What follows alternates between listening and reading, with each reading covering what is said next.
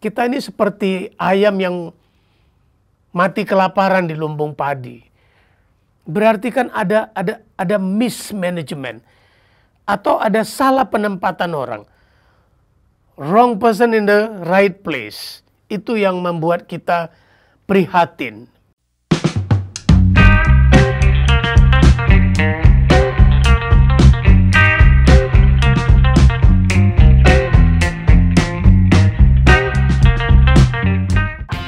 Bertemu lagi kawan-kawan, dalam konteks ini saya hari ini ingin berbicara tentang Kementerian Daerah Sejahtera yang menjadi kerinduan masyarakat ekonomi menengah ke bawah, yang selama ini kementerian ini bernama Kementerian Daerah Tertinggal. Nama tertinggal ini tidak pernah berubah dari zaman ke zaman.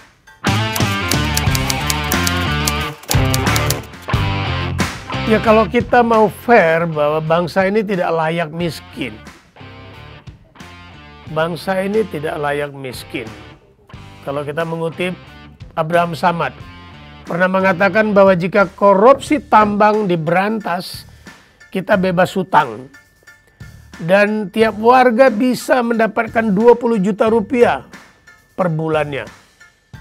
Kita saksikan bersama bagaimana Pak Prabowo mendapat standing applause usai berikan pandangannya tentang ketahanan pangan di B20 di Bali, karena beliau berbicara bahwa ketahanan pangan dalam segala bidang. Ketahanan pangan menjadi ketahanan negara. Peningkatan sumber daya manusia yang berkualitas juga menjadi ketahanan negara. Karena peningkatan sumber daya manusia itu yang mampu bersaing di dalam segala bidang dengan negara-negara besar. Kekuatan sumber daya manusia boleh kita lihat Korea Selatan, Jepang.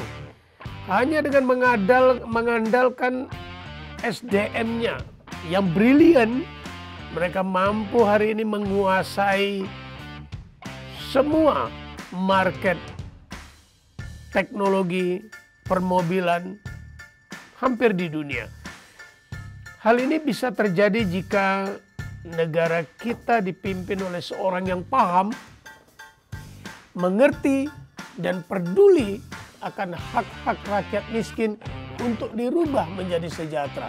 Pak Prabowo selalu mengatakan semua yang berada di bumi Republik ini bisa digunakan untuk kesejahteraan rakyat karena itu milik mereka. Dan ingat, hal ini tidak bisa terjadi jika negeri ini dipimpin oleh presiden dengan para pembantu-pembantunya yang ABS. Ini menjadi catatan penting.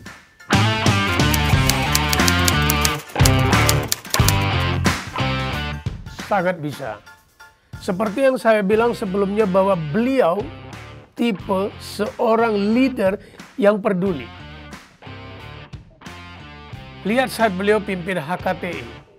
Sebelum masuk ke politik, beliau konsen dengan program Revolusi Putih, susu, kacang hijau, dan lainnya yang mencegah, yang pada saat itu sendiri beliau sudah berpikir bagaimana mencegah stunting, gizi buruk. Ini udah saya mendengar ini 14 tahun dengan sudah mau hampir 15 tahun, yang beliau sudah canangkan ini mungkin 20-25 tahun yang lalu. Revolusi Putih ini sudah beliau canangkan ketika beliau memimpin Angkatan Darat. Beliau bicara gizi dan stunting sejak hampir puluhan tahun yang lalu. Bayangkan, seorang jenderal aktif TNI saat itu sudah memikirkan bagaimana kesejahteraan, kesehatan, serta stamina prajuritnya.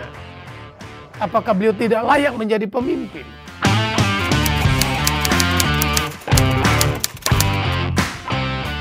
Ya, kementerian yang ada saat ini semuanya sudah baik. Hanya ada satu kementerian yang sangat menggelitik pemikiran saya, yaitu Kementerian Daerah Tertinggal. Maksud saya begini, masa udah hampir puluhan tahun namanya nggak berubah? Sebuah kementerian yang menjadi tantangan dan Pak Menterinya sangat mulai aktif. Hanya kita nggak tahu kapan nama kementerian ini akan berubah. Ini kan sangat ironis bahwa kita punya satu kementerian yang ngurusin orang miskin tapi nggak selesai-selesai gitu.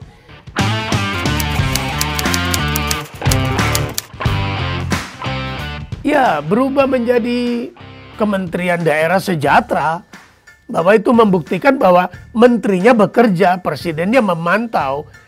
Saya yakin ketika Republik ini dipimpin oleh seorang jenderal yang bernama Haji Prabowo Subianto, tegas, berpengalaman, yang menterinya nggak bisa ABS, beliau ikhlas, menguasai bidang pertanian dengan baik, menguasai masyarakat dengan baik, itu akan membuat kita kuat dalam bidang ketahanan juga sesuai dengan yang selalu dikumandangkan beliau.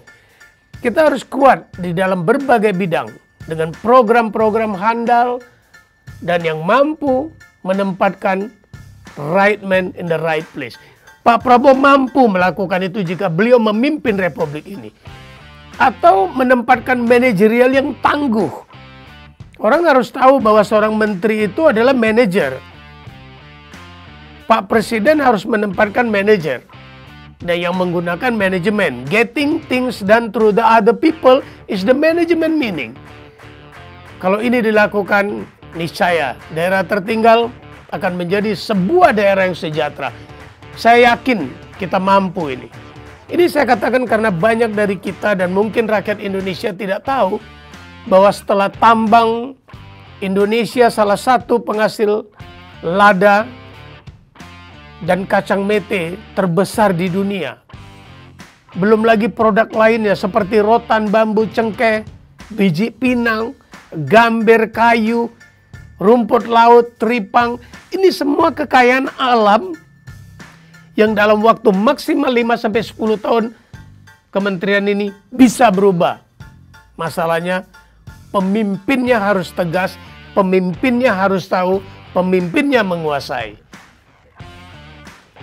Masalahnya kan pertanyaan siapa yang menikmati hasil sumber daya kita ini selama ini? Kemana ikan-ikan kita? Kenapa oknum pengusaha dan negara lain menjadi kaya raya karena laut kita? Menjadi kaya raya karena hutan kita. Kita ini seperti ayam yang mati kelaparan di lumbung padi. Berarti kan ada mismanagement. Atau ada salah penempatan orang. Wrong person in the right place. Itu yang membuat kita prihatin.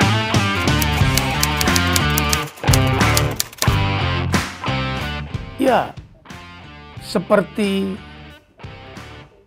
kita harus tahu bahwa yang paling inti adalah penempatan orang.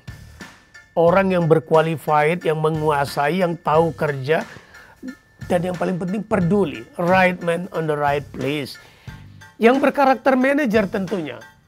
Bukan yang hanya bisa bicara. Dan presiden harus bisa menggunakan sistem reward and punishment. Kepada yang mampu mencapai target melalui getting things done through the other people. Dengan pengawasan yang melekat.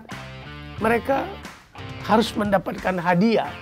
Bagi yang tidak bisa 1 tahun pertama tidak ada program apa-apa, ganti. Jika berbagai potensi ini dapat kita kelola dengan baik.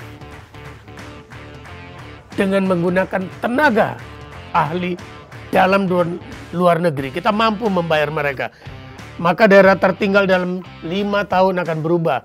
Menjadi daerah prasejahtera yang nantinya menuju sejahtera.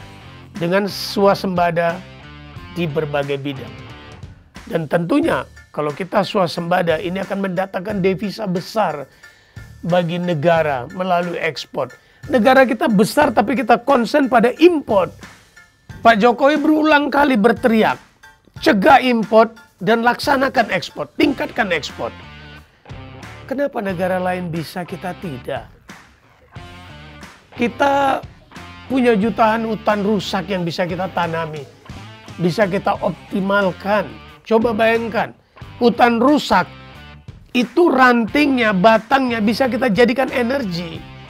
Coba kita bayangkan jika kita bagikan hutan rusak itu per 2 hektar kepada 1 kakak, kepala keluarga yang hari ini bekerja di luar negeri.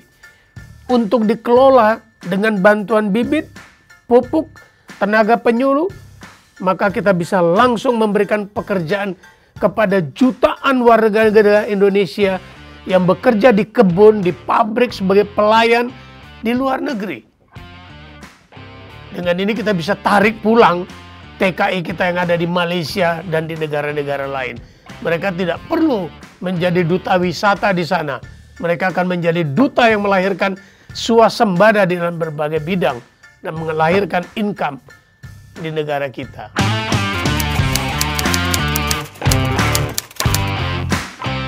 Jelas.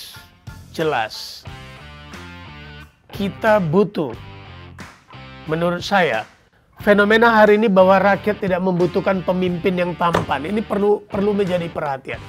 Pemimpin yang baca puisi, pemimpin yang pintar menari-nari, pemimpin yang menampilkan dirinya seolah-olah paling pintar, ataupun pemimpin yang pintar selfie. Tapi kita butuh pemimpin yang rendah hati, merakyat dengan sepenuh hati, cinta NKRI menjadi harga mati, dan selalu berkata apa adanya. Pemimpinnya tidak pintar acting. Pak Prabowo kalau dipaksa acting nggak bisa, beliau apa adanya. Kalau beliau melihat sesuatu yang tidak baik, cemberut ya cemberut, habis itu tertawa ya tertawa gitu.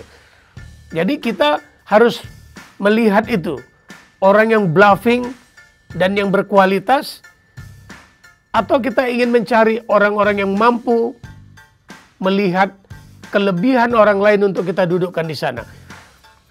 Kita butuh pemimpin yang tidak membedakan agama, suku, dan ras. Pemimpin yang mudah berkomunikasi, menarik, humoris, dan pemimpin yang mau menerima usulannya. Punya konsep, that via Indonesia. Let's do together. Pak Prabowo punya ini karena Pak Prabowo selalu mengajak para pengurus partainya untuk berdiskusi jika ingin mengambil keputusan yang penting. Ini saya rasa harus menjadi perhatian khusus. Prabowo dan Prabowo. Kawan-kawan sekalian, saya bukan memamerkan Prabowo karena beliau ketua umum saya, tapi menurut saya beliau layak.